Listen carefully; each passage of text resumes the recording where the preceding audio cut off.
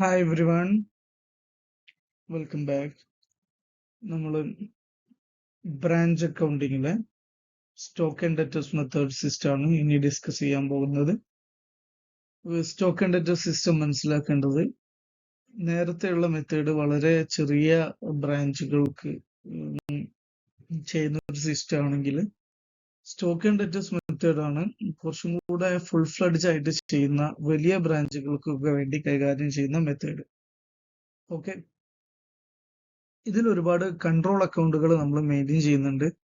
Branch stock account, branch debtors account. Branch stock എന്തിനാ നമ്മൾ prepare ചെയ്യുന്നത്? ബ്രാഞ്ചിന്റെ സ്റ്റോക്കിന്റെ ഡീറ്റെയിൽ അറിയാൻ വേണ്ടിയിട്ട്.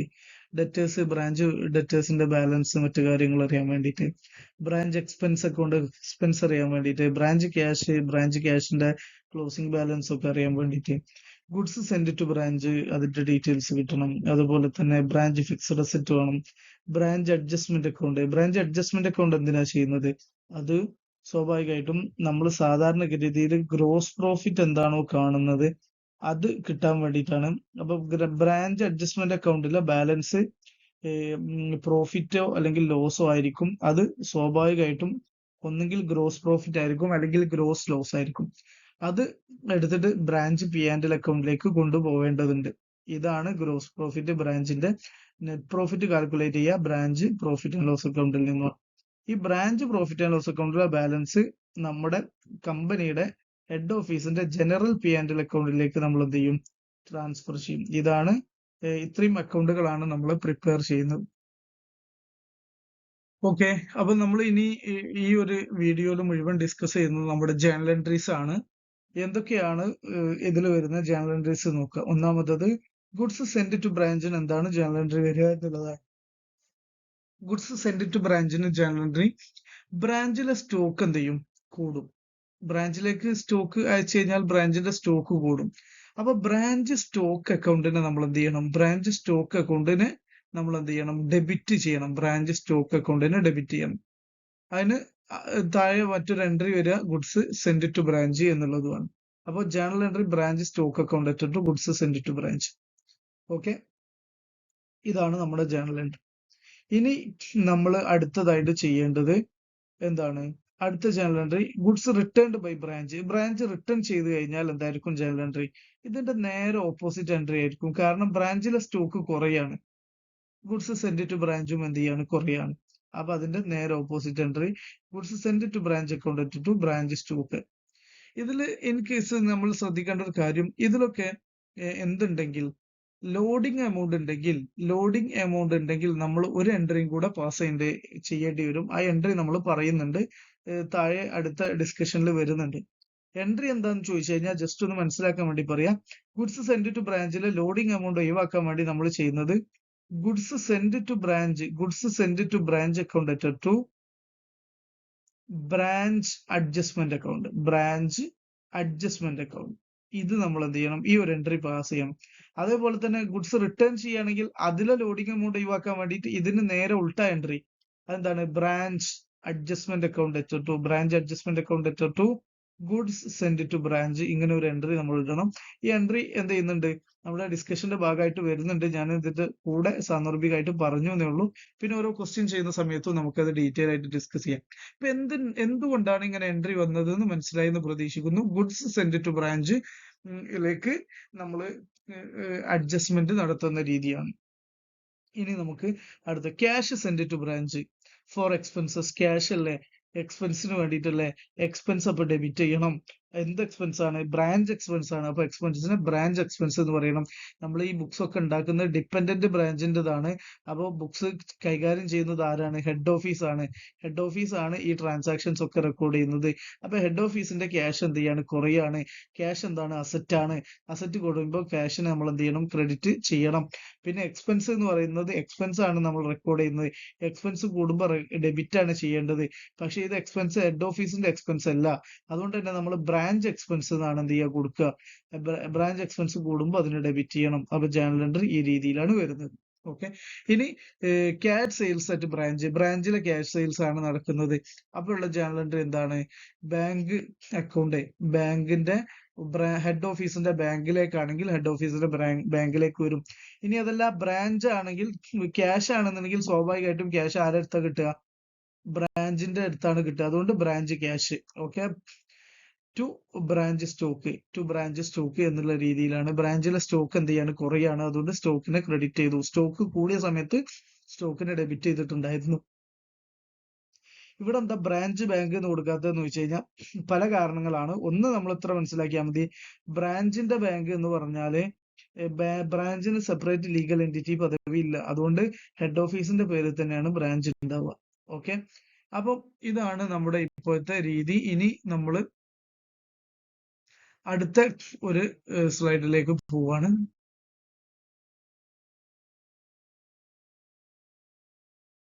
ഇനി നമ്മൾ ഡിസ്കസ് ചെയ്യുന്നത് അടുത്തത് ക്യാഷ് സെയിൽസ് ക്രെഡിറ്റ് സെയിലിന്റെ എൻട്രി ആണ്. ക്രെഡിറ്റ് സെയിൽ ആകുമ്പോൾ സ്റ്റോക്ക് ആണ് കുറയുന്നത്, അപ്പൊ സ്റ്റോക്കിനെ ക്രെഡിറ്റ് ചെയ്യണം.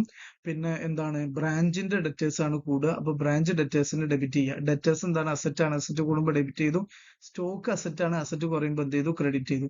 ഇനി goods returned by branch customer. ബ്രാഞ്ചിന്റെ കസ്റ്റമർ റിട്ടേൺ ചെയ്യുമ്പോൾ എന്താണ് അവസ്ഥ?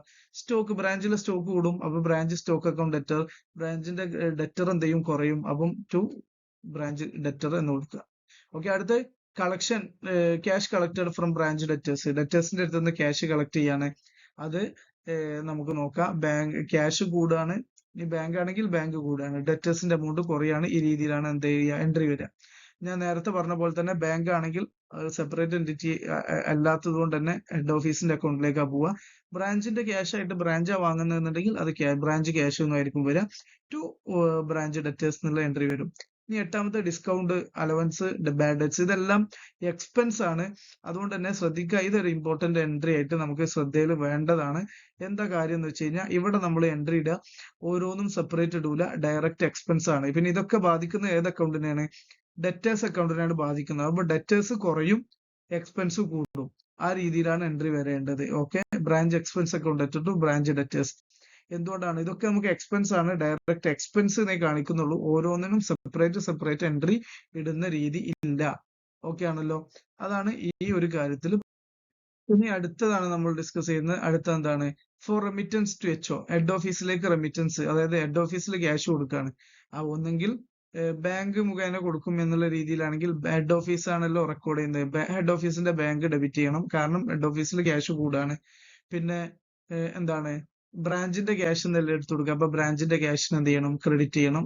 അതാണ് ജേണൽ എൻട്രി. ഓക്കെ, ബ്രാഞ്ചിന്റെ ക്യാഷ് കുറയാണ്. ഹെഡ് ഓഫീസിന്റെ ബാങ്കിലാണെങ്കിൽ ബാങ്ക് കൂടും. ഇനി ക്യാഷ് ആണെങ്കിൽ ഹെഡ് ഓഫീസിന്റെ ക്യാഷ് ആണെങ്കിൽ ഇവിടെ ക്യാഷിന് പകരം ബാങ്കിന് പകരം ക്യാഷ് എന്നായിരിക്കും ഉണ്ടാവും. എന്തായാലും ബ്രാഞ്ചിന്റെ ക്യാഷാ കുറയുന്നത്, അതുകൊണ്ട് ബ്രാഞ്ച് ക്യാഷ് എന്ന് നമ്മൾ റെക്കോർഡ് ചെയ്തു. ഇനി അടുത്ത എന്താണ്? ബ്രാഞ്ചിൽ വരുന്ന എക്സ്പെൻസസ് ആര് പേ ചെയ്യാണ്? ഹെഡ് ഓഫീസ് പേ ചെയ്യാണ്. അപ്പൊ എന്താ ഉണ്ടാവുക? സ്വാഭാവികമായിട്ടും ബ്രാഞ്ച് എക്സ്പെൻസ് ഡെബിറ്റ് ചെയ്യണം. ക്യാഷ് അല്ലെങ്കിൽ ബാങ്ക് എന്ത് ചെയ്യണം? കൊടുക്കണം. ഇത് പേ ചെയ്യുന്നത് ആരാ? ഹെഡ് ഓഫീസ് ആണ് എന്നുണ്ടെങ്കിലുള്ള അവസ്ഥയാണ്. ഹെഡ് ഓഫീസ് ബ്രാഞ്ച് എക്സ്പെൻസ് പേ ചെയ്യുകയാണെങ്കിൽ ബ്രാഞ്ച് എക്സ്പെൻസിന് ഡെബിറ്റ് ചെയ്യണം. ടു ബാങ്ക് എന്ന് കൊടുക്കുകയാണെങ്കിൽ ബാങ്ക്, അല്ലെങ്കിൽ ബ്രാഞ്ചിൽ നിന്ന് ക്യാഷ് കൊടുക്കുകയാണെങ്കിൽ ബ്രാഞ്ച് ക്യാഷ് എന്ന് വരും. അത് നല്ലപോലെ ശ്രദ്ധിക്കുക. ഹെഡ് ഓഫീസ് ആണ് പേ ചെയ്യുന്നതെന്നുണ്ടെങ്കിൽ ഉള്ള എൻട്രി ഇത് രണ്ടും ഒന്നും കൂടെ പറയാം. ഹെഡ് ഓഫീസ് ആണ് പേ ചെയ്യുന്നതെന്നുണ്ടെങ്കിൽ എന്താണ് ജേണൽ എൻട്രി? ബ്രാഞ്ചിന്റെ എക്സ്പെൻസ്. അതിൽ ഡൗട്ട് ഇല്ല, ബ്രാഞ്ച് എക്സ്പെൻസ്. ഒന്നെങ്കിൽ ടു എന്താണ്? ബാങ്ക്, ഹെഡ് ഓഫീസിന്റെ ബാങ്കിൽ നിന്ന്. ഇനി ഹെഡ് ഓഫീസ് ക്യാഷ് എടുത്തു കൊടുക്കുകയാണെങ്കിൽ ടു ക്യാഷ് എന്ന് വരും. ഇനി ബ്രാഞ്ച് ആണ് പേ ചെയ്യുന്നുണ്ടെങ്കിൽ അവിടെ ബ്രാഞ്ച് ക്യാഷ് എന്നാ വരിക. ബ്രാഞ്ച് ക്യാഷ് എന്നാണ് വരിക. അത് നല്ലപോലെ മനസ്സിൽ ഉണ്ടാവുക. കാരണം ബ്രാഞ്ചിന്റെ ക്യാഷ് അല്ലേ കുറയുന്നത്, അതുകൊണ്ടാണ് ആ എൻട്രി അങ്ങനെ വരുന്നത്. ഓക്കെ, ഇനി നമ്മൾ അടുത്ത എൻട്രിയിലേക്ക് പോവുകയാണ്. എന്താണ് നമ്മുടെ അടുത്ത entry? Purchase of fixed asset at എന്താണ്? ബ്രാഞ്ചിൽ ഫിക്സഡ് അസറ്റ് വാങ്ങുകയാണ്. അപ്പോൾ ജേണൽ എൻട്രി എന്താ? Branch fixed asset account to എന്താണ്? ബാങ്കിൽ നിന്നാണെങ്കിൽ ബാങ്ക്, ബ്രാഞ്ച് ക്യാഷ് കൊടുക്കുകയാണെങ്കിൽ branch cash, head office cash കൊടുക്കുകയാണെങ്കിൽ അവിടെ വെറും ക്യാഷ് എന്നായിരിക്കും വരിക. ഇനി കടത്തിനാണെങ്കിൽ അവിടെ ടു എന്താണ്? ക്രെഡിറ്ററെ പേരായിരിക്കും ഉണ്ടാവുക. ഇത് മനസ്സിലായിട്ടുണ്ടെന്ന് പ്രതീക്ഷിക്കുന്നു. ബ്രാഞ്ച് ഫിക്സഡ് അസറ്റ് ഡെബിറ്റ് ചെയ്യണം. ഫിക്സഡ് അസറ്റ് കൂടുമ്പോൾ ഡെബിറ്റ് ചെയ്യുക. അസറ്റ് ക്യാഷ് കുറയാണെങ്കിൽ ക്യാഷ്, ബാങ്കിൽ നിന്നാണെങ്കിൽ ബാങ്ക്, ഹെഡ് ബ്രാഞ്ച് ആണ് കൊടുക്കുന്നതെങ്കിൽ ടു ബ്രാഞ്ച് ക്യാഷ് എന്നും വരും. ഓക്കെ, ഇനി ഡിപ്രീസിയേഷന്റെ എൻട്രി പറയുന്നതിന് മുന്നായിട്ട് നോർമലി നമ്മുടെ ഡിപ്രീസിയേഷന്റെ എൻട്രി ഞാനൊന്ന് പറയാം. എന്താ ഡിപ്രീസിയേഷന്റെ എൻട്രി? ഡിപ്രീസിയേഷൻ അക്കൗണ്ട് ഡെറ്റർ ടു എന്താണ്? ഫിക്സഡ് അസറ്റ് എന്ന് വരും. അതിനുശേഷം നമ്മൾ എന്ത് ചെയ്യും, ഈ ഡിപ്രീസിയേഷൻ പ്രോഫിറ്റ് ആൻഡ് ലോസ് അക്കൗണ്ടിലേക്ക് ട്രാൻസ്ഫർ ചെയ്യണം. Profit and loss account debtor to depreciation. ഈ രണ്ട് എൻട്രിയാണ് നോർമൽ കേസിൽ, ബ്രാഞ്ച് അല്ലാത്ത സാഹചര്യത്തിൽ നമ്മൾ ചെയ്യാം. ഇപ്പൊ ഇനി നോക്കുക, നമ്മളൊരു കാര്യം മനസ്സിലാക്കുക, ഈ എൻട്രിയിൽ ഡെബിറ്റിനും ഡിപ്രീസിയേഷൻ ഉണ്ട്, ക്രെഡിറ്റിനും ഡിപ്രീസിയേഷൻ ഉണ്ട്. അപ്പൊ അതിന് പകരം നമ്മൾ എന്തിട്ടാ മതി, ഇത് രണ്ടും ഒഴിവാക്കിയാലുള്ള ജേണൽ എൻട്രി എന്താ, ഡെബിറ്റിൽ P&L വരണം, ക്രെഡിറ്റിൽ ഫിക്സഡ് അസറ്റ് വരണം. ആ ജേണൽ എൻട്രി ഞാനൊന്ന് എഴുതാം, profit and loss account debtor to fixed asset. ഈ ജേണൽ എൻട്രി ആണ് എന്ത് ചെയ്യാ വരിക. ഇങ്ങനെ നമുക്ക് എൻട്രി എഴുതാം. പക്ഷെ നമ്മൾ P&L ഒക്കെ പ്രത്യേകം വെവ്വേറെ പ്രിപ്പയർ ചെയ്യുന്നതായതുകൊണ്ട് തന്നെ അവിടെ നമ്മൾ ഈ എൻട്രി ഇട്ടതിന് ശേഷം രണ്ട് എൻട്രി ഒന്നിച്ചിടുക ചെയ്യാം. പക്ഷെ ബ്രാഞ്ചിൽ ഈ ഒരു ഡയറക്റ്റ് എൻട്രി ചെയ്യുക, അതൊന്ന് നല്ലപോലെ മനസ്സിലാക്കുക. എന്തുകൊണ്ടാണ് ബ്രാഞ്ചിൽ അങ്ങനെ ഒരു എൻട്രി വരുന്നതെന്ന് നമുക്ക് എന്ത് ചെയ്യണം, ബോധ്യം വേണം. Branch P&L account debtor to, P&L എന്നുള്ളതിന് പകരം ബ്രാഞ്ചിന്റെ P&L ആണ്, P&L അക്കൗണ്ട് ഡെറ്റർ ടു ബ്രാഞ്ചിന്റെ fixed asset. Okay, branch asset എന്നോ അല്ലെങ്കിൽ ബ്രാഞ്ച് ഫിക്സഡ് അസറ്റ് എന്നോ എഴുതാം. ഓക്കെ, ഈ എൻട്രി ഓക്കെ ആണെന്ന് പ്രതീക്ഷിക്കുന്നു. ഒന്നും കൂടെ എടുത്ത് കണ്ടാൽ മതി, മനസ്സിലാവും. ജേണൽ എൻട്രി ഏതായാലും പെട്ടെന്ന് ശ്രദ്ധിക്കാത്ത ഒരു ജേണൽ എൻട്രി ആണ്, പക്ഷെ ഇതിന്റെ ലോജിക്ക് ഈക്വൽ ടു സാധാ പോലെ തന്നെയാണ്, അതൊന്ന് മനസ്സിലാക്കുക. ഓക്കെ, ഇനി നമ്മൾ അടുത്ത ഡിസ്കഷൻ ആണ് transfer of branch expense. Branch expense transfer ചെയ്യാൻ എവിടേക്കാണ് ട്രാൻസ്ഫർ ചെയ്യുന്നത്, P&Lക്ക് ട്രാൻസ്ഫർ ചെയ്യണം. അപ്പോൾ branch P&L account debtor to branch expense, അത് ട്രാൻസ്ഫറിങ് എൻട്രി എന്നുള്ള രീതിയിൽ വരുന്ന. പിന്നെ ഓപ്പണിംഗ് സ്റ്റോക്കിലുള്ള ലോഡിങ് നമുക്ക് ഒഴിവാക്കണം. എങ്ങനെ ഒഴിവാക്കുക, അത് നമുക്ക് സ്റ്റോക്ക് റിസർവ് ഡെബിറ്റ് ചെയ്യുക, അതേപോലെ തന്നെ ബ്രാഞ്ച് അഡ്ജസ്റ്റ്മെന്റിന് ക്രെഡിറ്റ് ചെയ്യുക. ഈ രീതിയിലാണ് സ്റ്റോക്ക് റിസർവ് ഓപ്പണിംഗ് സ്റ്റോക്ക് എന്ത് ചെയ്യുക, ഒഴിവാക്കുക എന്നുള്ളതാണ്. ഓക്കെ, അടുത്തൊരു എൻട്രി ഗുഡ്സ് സെൻഡ് ടു ബ്രാഞ്ചിലെ ലോഡിംഗ് എമൗണ്ട് റിമൂവ് ചെയ്യുക. ഇത് ഞാൻ ഓൾറെഡി പറഞ്ഞതാണ് എന്തായിരുന്നു എന്നുള്ളത്. ഇതാണ് ജേണൽ എൻട്രി, ഞാൻ ആദ്യ ഡിസ്കഷനിൽ ഉണ്ടായിരുന്നു. ഗുഡ്സ് സെൻഡ് ടു ബ്രാഞ്ചിൽ നിന്ന് ബ്രാഞ്ച് അഡ്ജസ്റ്റ്മെന്റ് അക്കൗണ്ടിലേക്ക് എന്ത് ചെയ്യുക, ഒഴിവാക്കുക. ഗുഡ്സ് സെൻഡ് ടു ബ്രാഞ്ചിൽ ഓൾറെഡി എന്തൊക്കെ എൻട്രി വരും നോക്കാം. ആദ്യം ഗുഡ്സ് സെൻഡ് ടു ബ്രാഞ്ച് വരുമ്പോൾ first entry branch stock account, branch stock account debtor to goods send to branch എന്ന് എഴുതിയിട്ടുണ്ടാവും. അതിന്റെ കൂടെ അടുത്ത കൊടുക്കേണ്ട, അതിന്റെ കൂടെ തന്നെ ചെയ്യേണ്ട എൻട്രിയാണ് ഗുഡ്സ്. ഇത് എന്താണ്, ഇൻവോയ്സ് പ്രൈസിലാണ് ഉണ്ടാവുക. ഈ രണ്ട് എമൗണ്ട് ഇൻവോയ്സ് പ്രൈസിലാണ് ഉണ്ടാവുക. എന്നിട്ട് അതിന്റെ ലോഡിംഗ് ഒഴിവാക്കാണ് goods send to branch adjustment account. ഇതിൽ എന്ത് ചെയ്തുള്ളൂ, ഇതിൽ ആ ലോഡിംഗ് എമൗണ്ട് മാത്രമേ, ആ പ്രോഫിറ്റ് എലമെന്റ് മാത്രമേ ഒഴിവാക്കുള്ളൂ. ആ രീതിയിലാണ് ഈ എൻട്രി എന്ത് ചെയ്യുന്നത്, വരുന്നത്. ഓക്കെ ആണെന്ന് മനസ്സിലാക്കുന്നത്. ഓക്കെ, ഇനി അടുത്ത ജേണൽ എൻട്രിയിലേക്ക് പോവാണ്. എന്താണ് അടുത്ത ജേണൽ എൻട്രി, ലോഡിംഗ് ഇൻ റിട്ടേണിലുള്ള ലോഡിംഗ് എന്താ, അതും ഞാൻ നേരത്തെ ഫസ്റ്റ് ഡിസ്കഷന്റെ കൂടെ തന്നെ പറഞ്ഞു. ഇതിന്റെ നേരെ ജസ്റ്റ് ഓപ്പോസിറ്റ് എൻട്രി ആയിരിക്കും റിട്ടേണിലുള്ള ജേണൽ എൻട്രി. ഓക്കെ, അതിൽ ലോഡിംഗ് ഒഴിവാക്കാനുള്ള ജേണൽ എൻട്രി. ഓക്കെ ആണല്ലോ. ഇനി നമ്മൾ എന്ത് ചെയ്യാണ്, അടുത്ത ഡിസ്കഷൻ ക്ലോസിംഗ് സ്റ്റോക്കിലെ ലോഡിംഗ് ഒഴിവാക്കാണ്. ഇത് ഓപ്പണിംഗ് സ്റ്റോക്കിലെ ലോഡിംഗ് ഒഴിവാക്കിയതിന്റെ നേരെ ഓപ്പോസിറ്റ് എൻട്രിയാണ് branch adjustment account debtor to stock reserve എന്ന് പറയുന്ന എൻട്രി. ഓക്കെ, ഇനി നോർമൽ ലോസ് നമ്മൾ ശ്രദ്ധിക്കുക. നോർമൽ ലോസ്, അബ്നോർമൽ ലോസ് ഒക്കെ നല്ലപോലെ ശ്രദ്ധിക്കുക.